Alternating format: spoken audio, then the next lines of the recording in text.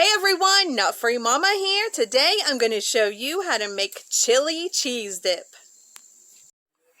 Okay, let's start off with our ingredients. First you need 2 packages of cream cheese and you want those softened. 2 cans of the hormel chili with no beans. If you want beans you could also get the ones with beans if you like those. They're 15 ounces each. And then you need 2 cups of some kind of shredded cheese. I'm using the Colby Jack. You can use whatever kind you like. And then also you need something to dip in the chili cheese dip. So I've got tortilla chips, I've got some corn chips, you could use crackers, pretzels, whatever you like.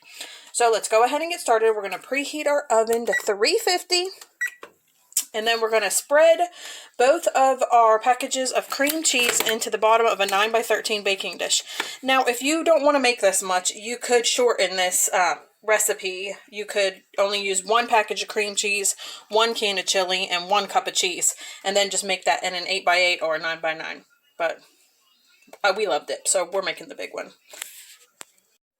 Alright, that looks pretty spread out to me. That's why you really want it to be softened, because it's just a lot easier to spread.